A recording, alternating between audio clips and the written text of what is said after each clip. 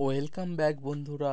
এই মিনি ব্লগটা একটু বড় হতে চলেছে, তার কারণ আমাদের এখানে ডিবিসি থেকে যে 2.5 লক্ষ কিউসেক হারে জল ছাড়া হয়েছিল, তার ফলে আমাদের যে এই ধান জমিগুলো দেখতে পাচ্ছ এখানে জলমগ্ন হয়ে গেছে বন্যার জলে। দেখুন চারিদিকে জল। তাই আমাদের সকাল সকাল শখ হলো যে আমাদের ঘরে জাল আছে, সেই জাল দিয়ে আমরা মাছ ধরবো।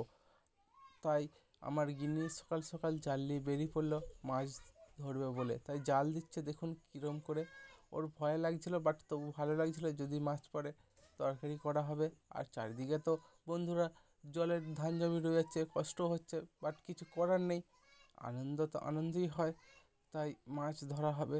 এই যে ধান জমিগুলো দেখছে এগুলোও জল ঢুকে গেছে, কিন্তু এগুলো জল তাড়াতাড়ি সবই ভর্তি হয়ে যাবে, কারণ বাঁধ হয়ে গেছে, সেই জলটি এখনও পৌঁছায়নি। এটি আমাদের যে নিচু থেকে সেই জল এসেছে। দেখুন চারিদিকে জল আর জল। কী মাছ পড়ে অবশ্যই শেষ পর্যন্ত দেখবেন, তবেই বুঝতে পারবেন যে মাছ কী মাছ পড়েছে বন্ধুরা। বাট আমি যে ক্যামেরা করছিলাম আমাকে খুব ভয় লাগছিল, তার কারণ হচ্ছে চারিদিকে পোকা মাকড় উঠে আসছে, সাপ উঠে আসছে, তার কারণ চারিদিক ডুবে আসছিল। ওই জাল দিতে খুব ভয় করেছিল, বাট তবু ওর সাহস হচ্ছিল যে জাল দেবো, মাছ ধরবো, কী মাছ পড়ে। বাট শেষ পর্যন্ত জাল তুলে নিয়ে চলে আসা হয়েছিল।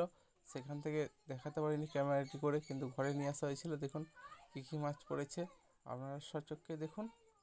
এখানে বোয়াল মাছ পড়েছে, টাংরা মাছ পড়েছে, শিঙি মাছ পড়েছে, পুঁটি মাছ পড়েছে, যেগুলো সাধারণত হয়ে থাকে একটা ডোবার মধ্যে বা অন্যান্য জায়গায় যেগুলো হয়ে থাকে সেগুলোই পড়েছে। তার মধ্যে পড়েছে বোয়াল মাছ, শিঙি মাছ, টাংরা মাছ, পুঁটি মাছ,